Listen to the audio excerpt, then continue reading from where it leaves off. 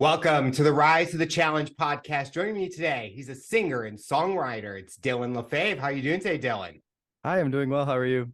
Doing good. We are so excited to have you on the show to talk about your rise to the challenge. What we like to do with all of our guests is go right to the beginning. Talk about where you're from and what you like doing growing up. So I'm originally I was actually born in Connecticut in the States, and then I moved over to Montreal when I was like 6 years old. And ever since then, I've lived here and I've been back and forth between here and Toronto. And as a kid, I just typical kid things. I loved being outside. I loved sports. I loved singing, of course. Honestly, all the simple things. And back when it was a simpler time, I feel like now it's so much like TikTok and like Yeah. all that stuff. So I'm glad that I kind of grew up out of that era, as great as it is now. But yeah, I mean, pretty light childhood, nothing too crazy. Growing up in Canada, what is something people may not know that people like to do? Like, is there something that is a signature part of the culture or something that you enjoyed in Canada that maybe people in the States or anywhere else maybe don't know about? I'm not sure if this is a thing in the States, but we have this thing called cabane à sucre, which is like a French thing where basically in the winter you go to like this like cabin and I guess the woods and you eat all like this breakfast no matter time of the day and you get like the stuff from the tree and you make like these like frozen like I guess like maple syrup pops and they're very strange and people think they're weird, but it's actually really good. I'm not sure if that's a thing in the States or not, but yeah, I think that's something that we do that's pretty cool in I the know winter. I've never heard of that. I Okay, mean, so yeah. Do you okay. do you like that kind of winter feel that Canada brings? I know when people think of Canada, they're like, "Oh, Yeah. but did the outdoors kind of attract you to like be a kid and just enjoy being outside? Yes, I think definitely as a kid it made me appreciate the outdoors. Although now I'm a little bit older and I'm like, all right, the winter's a little too long. Like we actually just got an ice storm like last week and I was like, all right, this is like a lot. It's April now, all right. But yeah, I think as a kid I was able to appreciate the outdoors more and make snowmen and do whatever. So yeah. You talked about music was a big part of your childhood. What was the first kind of musician, artist, song that you heard that kind of was like inspiring for you? So the first song I actually bought on iTunes. I know, crazy. You still have to buy Who does songs. that now? Right. The first song I bought on iTunes was Apologize by One Republic. That was like my favorite song at the time. And it actually, me and my dad would have this deal where if I scored a goal in hockey, I was able to buy a song. So that was the song I chose as my first one. And I listened to Dynamite was one of my favorites by Tao Cruz, I think his name is. Oh yeah, yep. There's a bunch. Honestly, just all that early 2000 stuff I loved. And it was my jam. Just you saying those songs just make me feel so old because I'm like, that's like middle school, elementary school time. Yeah. Those came out, and I'm like, I hear that song. It's like, oh, flashbacks, going I back in time know. now. So nostalgic, and I love it.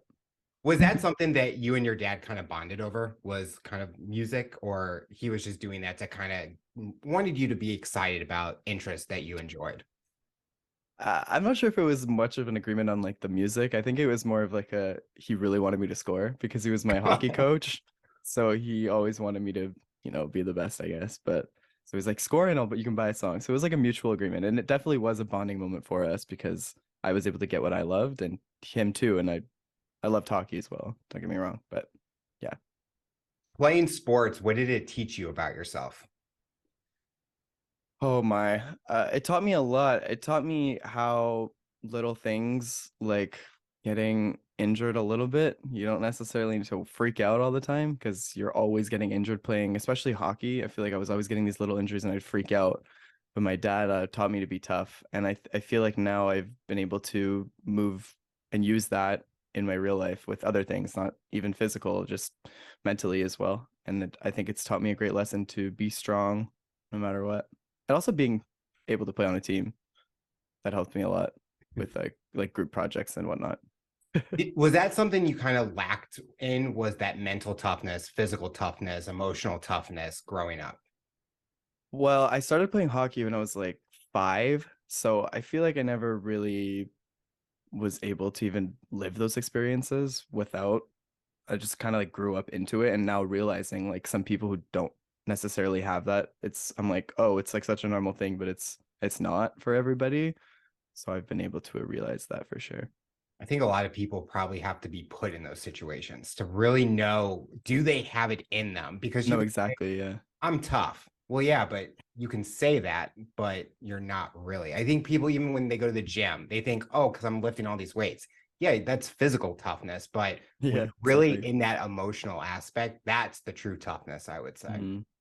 And I forgot to mention, I think it also just made me more motivated to be better at like everything I would do. Like I wouldn't do anything like uh to the best of my abilities. I always wanted to do things to the best of my abilities, and I think that agreeing with my dad actually really helped me do that, because I would be like, oh, I'll try my best this game, and then I'll try even harder next game and do 2 goals, and then I'll do 3 goals, and then I get 3 songs. So I think that also really helped me. Did you always see yourself playing hockey kind of long term, or was it something just to enjoy during that phase in your life? So I was also playing soccer at the time, and I was actually more of a soccer player, I would say. But my dad was always more of a hockey player, so he encouraged me to play hockey more. And once it got to a point where I was like, I don't even, when I became old enough to, and it became more of like a serious thing, I couldn't unfortunately do both. So considering my dad wanted me to play hockey, I stuck to hockey, and then kind of lost interest for it because I wasn't super passionate about it like I was with soccer. So I stopped when I was like 16. But I mean, I'm grateful for the 11 years that it brought me and the experiences, and now I'll never lose that ability to, skate and do all that stuff. Growing up, did you have anyone that was a huge motivator or inspiration in your life? I feel like I've made it pretty clear that my dad has helped me with a lot of that. Honestly, just my whole family. Everyone's been like, I'm the youngest of my family, and my siblings are a lot older than me. So I feel like I was able to kind of learn through all of their mistakes, which sounds bad, but like I was able to take their uh life advice and incorporate it into my life. And when I got to an age where life actually like was more important, I guess, I was able to use those skills in my real life. So I guess my family, honestly, more than anyone. Did you have a close bond with your other siblings being the youngest? It was hard for a while. They got into things before I was able to even do things. So for a while, it was really hard. But once I got like a little bit older, we developed a close bond that we still have to this day. Sometimes we're asked that fun question, what is that dream job of ours? As you're growing up, what was that dream job that you were wanting? So for a while, I wanted to be a professional soccer player, which, God, I feel like, God, looking back, I'm like, oh God, child, you need to realize that's not possible. Uh, but music has always been something that's kind of always been in the back of my mind, but I never really thought it was possible. And growing up, it was a lot harder to do than it is now. So every time it would be brought up into conversation, everyone was like, like it's a dumb dream, like just drop it. So I kind of brushed it off to the side, but it was kind of always with me. How did you start getting into like singing and songwriting and kind of that path? So my sister actually is the reason I got into singing. She would post these YouTube covers online, and I would almost mock her in a way. Like I would go home and record those same songs in my closet and make fun of like the intros she would do. But then it eventually came to a point where I was like, wait, like I actually like doing this. Like what? So I developed like this small fan base on YouTube, and everyone would tell me like, oh, why don't you just like make music yourself and do that? And I never really even thought about it because everyone was telling me it's like a dumb dream. So obviously when you're young, everything you learn, it's like you absorb it and it sticks with you forever. So I was like, wait, maybe I could do that. So I kind of just started writing songs as a form of therapy for me, and just a way to like let out my thoughts, and never really thought anything of it until I actually was like, hit up this producer and I was like, let's do it. Like, why not? And yeah, it's kind of how I got started with it. My sister, I guess. Would you say you're more self-taught when it comes into the music world? Like, did you not do anything in school that might have helped you, or kind of like it's kind of writing songs kind of goes with like English class, literature classes where you're writing Yeah. like poems and stuff because things like that. I think in terms of the songwriting, it wasn't much that I took from like school or whatever, but I think when it comes to like performing and like the idea of it, I did like theater in high school, so that definitely like I did musicals and all this stuff, so that definitely made me want to be a performer and just an entertainer. Knowing back then when you wanted to be a musician, you see how tough it is because anyone can become one and it's Yeah. hard to make that into the industry. Did you always have a backup plan? Like, what happens if this music path doesn't work out? Yes. I think not even just I just loved the whole idea of the music industry, whether that be the business side, the performing side, the songwriting, and even the film industry as well. I've just loved those two industries, and I think there's so many different opportunities that are available in them, and it's such in a time like this, it's like everything needs work right now. So it's you can find almost a job in anything as long as you have the right credentials and stuff. So I never really thought too much of backup plans. I kind of just fell down a path that like had a bunch of open doors, and I was able to kind of choose what I wanted to do with that. So yeah. Do you remember what was going through your mind writing that first song that you created? What was the kind of the mission or message behind that song? Oh God. The first song I wrote, it was like so random. Like it actually came out of like nowhere. Like it honestly doesn't mean anything to me. Like it was just I was learning. I kind of just threw words out and was like, hopefully this works, and just put it together.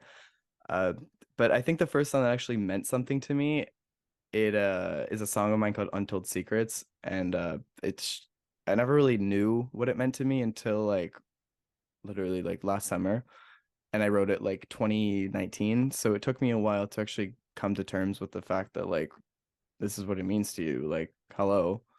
And yeah, it just took me a while, but I think now I'm able to relate now that I've lived more and had experiences that are significant and gone through breakups and heartbreak and all that stuff. It's allowed me to write songs about that, and also just like taking from other people's lives, like the people around me. I doesn't always necessarily have to be about me, and I like to just write things that people can relate to that feel real.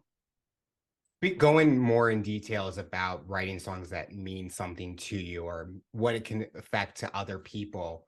With each of your songs, are you trying to focus on a certain aspect of like Untold Secrets could be about a certain topic, and the next song is about a certain topic because other people can relate. And I think a lot of people utilize songs and they're like, okay, they said a certain line in that song and they're like, I can relate to what that person might be going through. Yeah, so I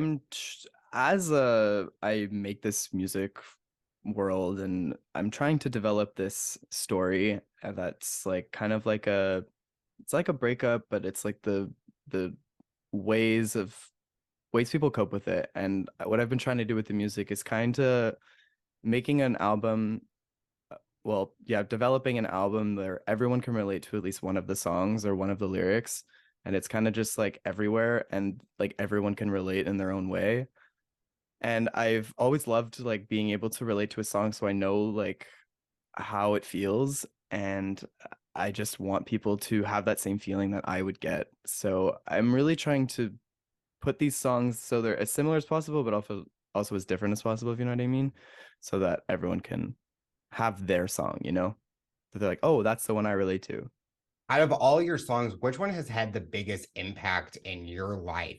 Or what has been the biggest emotional impact that you have told to your listeners?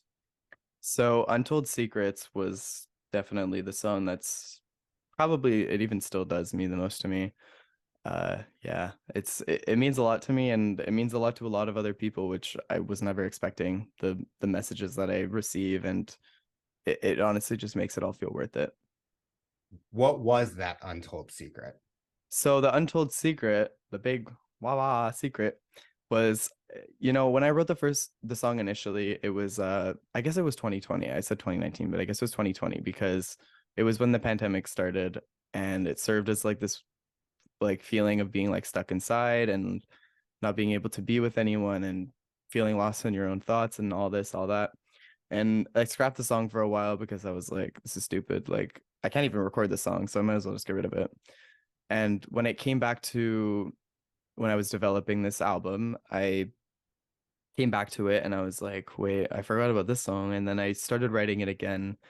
And this was, I guess, 2022. So about 2 years later. And I recorded it and I didn't love it for a while. And I played it for a few people and they were like, like, what are you trying to tell me right now? Like, and I was like, I don't know. What do you think I'm trying to tell you? They're like, are you coming out to me? And I was like, oh my God, am I? And like for a while, like I didn't realize that. And once I finally went back and I re-recorded it and rewrote like the bridge and stuff, I realized that it like was this coming out story for me. And I didn't even like realize that it was just like a subconscious song. And yeah, it allowed me to come out to the world as bisexual and my family and everyone. And it just, yeah, I don't know. That's why it means a lot to me. It just I don't even know. It was just like a subconscious song that like kind of came out of nowhere. Do you feel that opportunity to share to the world about coming out was easier through a song than maybe a social media post or just having that conversation with friends and family? Yeah, so I liked the idea that it was kind of like a puzzle in a way. Like you kind of gotta like figure out the message of the song, and I wasn't really clear about it until, a few weeks later or whatever that I announced it. But yeah, and it also gave me that opportunity so people could listen to it if they didn't realize the first time. Once I actually told everybody and made it public, everyone listened to it again and was like, oh, like it has a completely different meaning now. So like it's kind of like a dual meaning where it could just be about a breakup and it can also just be about coming to terms with yourself and keeping all the untold secrets and hopefully sharing them someday. Prior to the song, was that something that you were fighting with? Like being able to be open and kind of be true to yourself and share? Yeah, I struggled for a while to be vocal with my emotions, and that's kind of why I like leaned towards songwriting because it was like this own world that I created in my head, and it was like all the things I never got to say. So I just would songwrite, and it was my way of like, people have their diaries and people have their journals and whatnot, but like my diary was songwriting and it allowed me to share all my stories with myself and not have anyone listen to them for a while until now. Now I've leaked it all, but yeah, like it was just like my diary and just my way of therapy. I think that just shows the power of content creation and including songwriting because Yeah, you have control of what you're going to be sharing. Like exactly. a listener is not going to say, you have to talk about this, you have to talk about that. You have that power. And I think even Mhm. from me on a podcast side, I'm able to share what I want to my listeners about me. They can find Absolutely. episodes about me, Yeah. but I get to control what I get to say. And I think it's just amazing that you have been open and sharing it to the world because some people struggle with that, but you are an impactful person that's able to share and be powerful with them. Thank you. Appreciate it. Is there any kind of genre that you stick to with songwriting? Or do you have like a musical style, would you say? I've been told a lot of like singer-songwriter slash like sad boy bedroom pop. That's pretty much what I've gotten.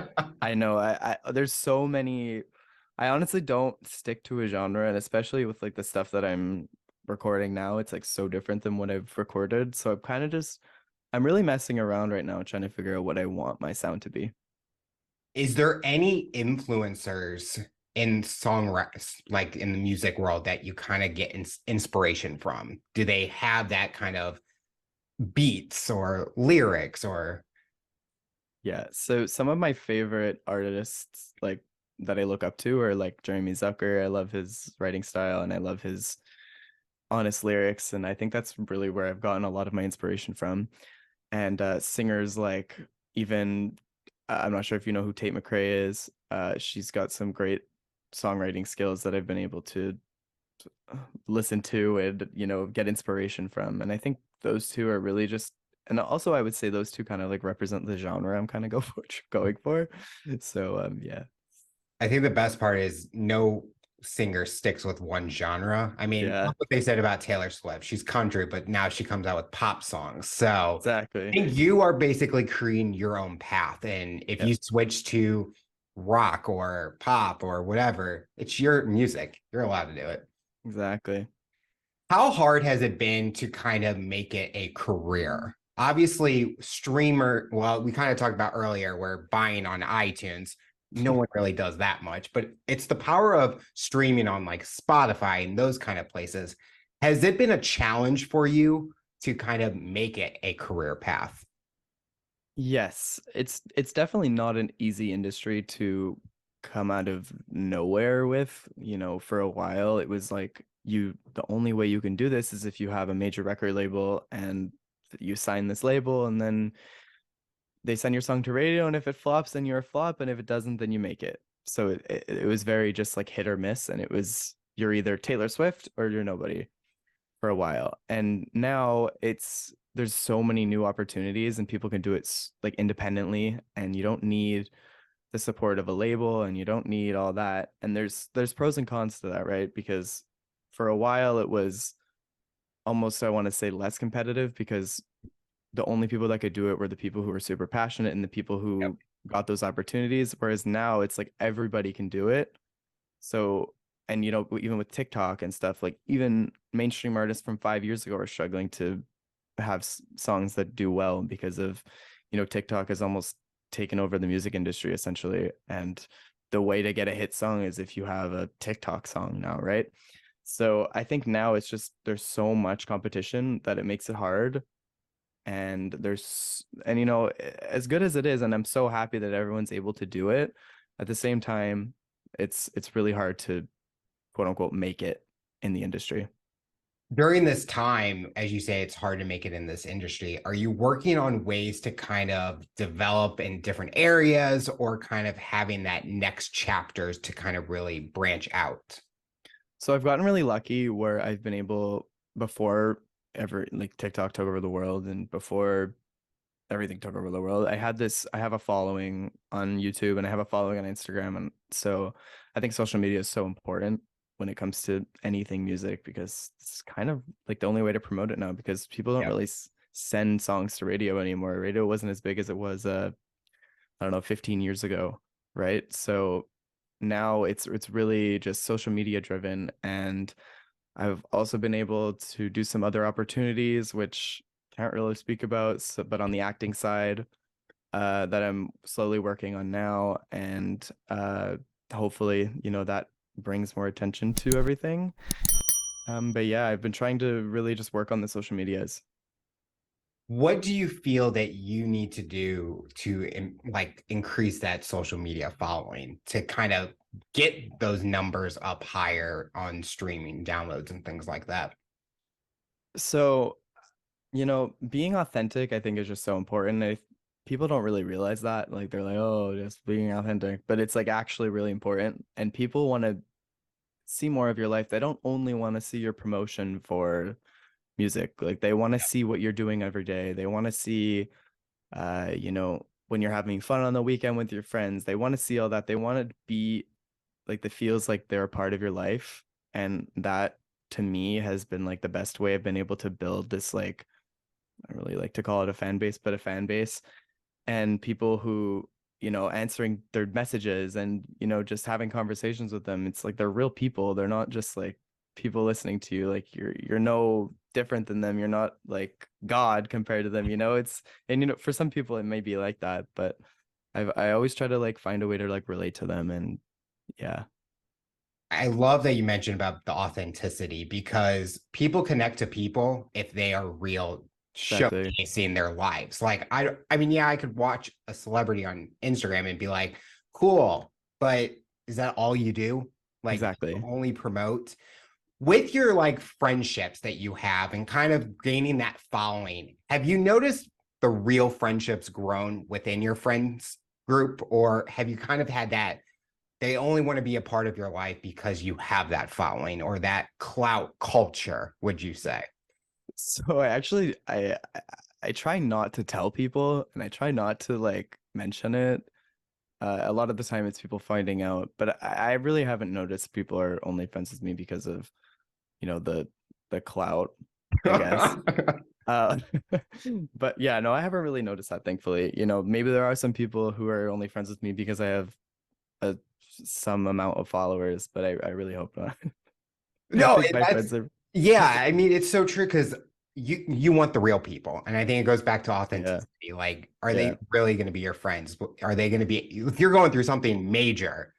Are they going to be there to step up as a friend? Or do they want to just be tagged in my Instagram story? Yeah. Yeah, I mean, to me, it's like someone could be my friends. Yeah, go see my 500 followers or something. I don't care. Like, No, yeah, exactly. I mean, it's you definitely a problem for some you people. you talked about things that I know you can't talk about. Is this exciting for you to see where the next steps are going or that towards that path? And it gets you excited to wake up each day to see what can I do next? What else can I do out there?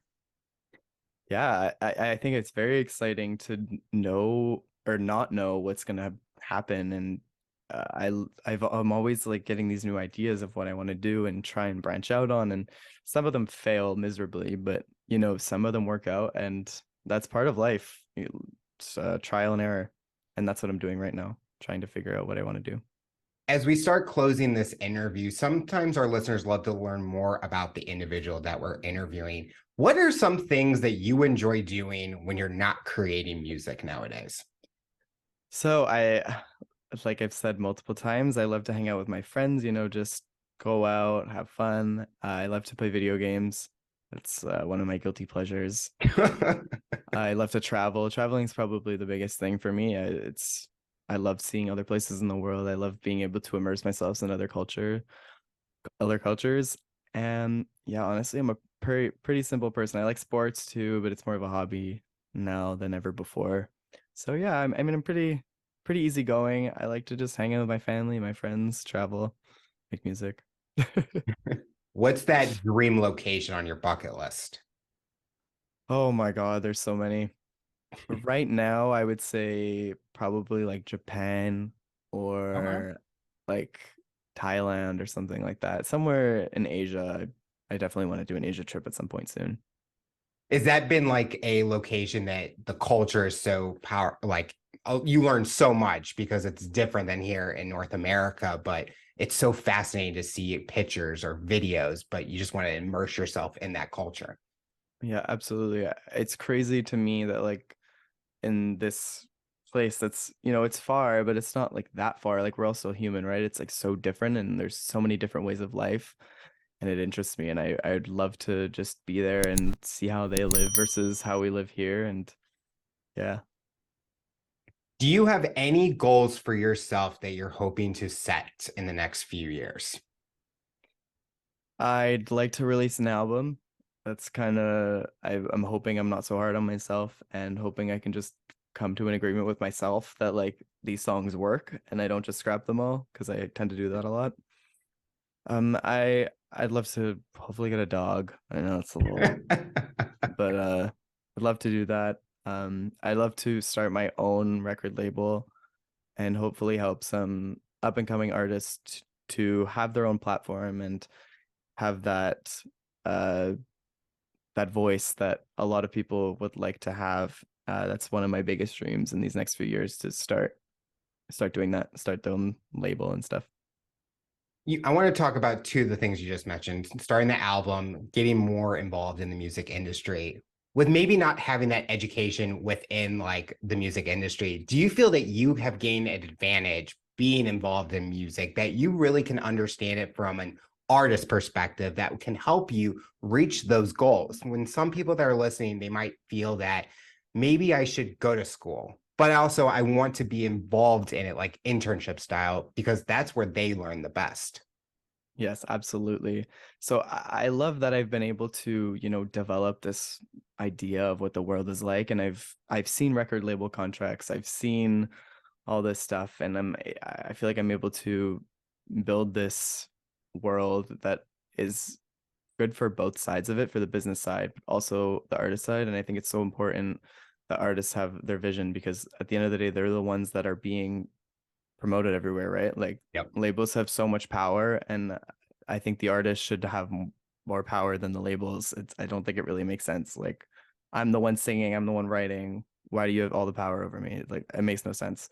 So I want to build a world where it's a mutual thing and it's everyone has their own say and everything like that. So feel like with the music that I've made and me doing it independently, I've been able to see kind of both sides of it because I've, tried the label thing and whatnot. So The final question I'll ask you, for someone that's listening to this interview based on your journey and experience, what tips or advice would you give them to overcome obstacles, accomplish their goals, and rise to the challenge?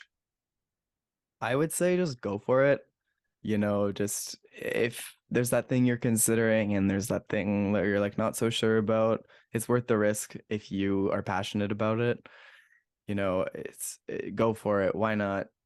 If it fails and you lose a few years of your life for, going for something in school that may not end up working out for you, there's always more time. That's the beautiful thing we've been given during life. We have time to accomplish the things we really love. And if you don't love something that you're doing currently, you can always change what you're doing. So I think just go for it. Well, Dylan, I want to thank you so much for coming on the show and talking about your rise to the challenge. You're inspiring so many people, and we are excited to see what the future looks like for you. Thank you so much for having me. It was a great talk.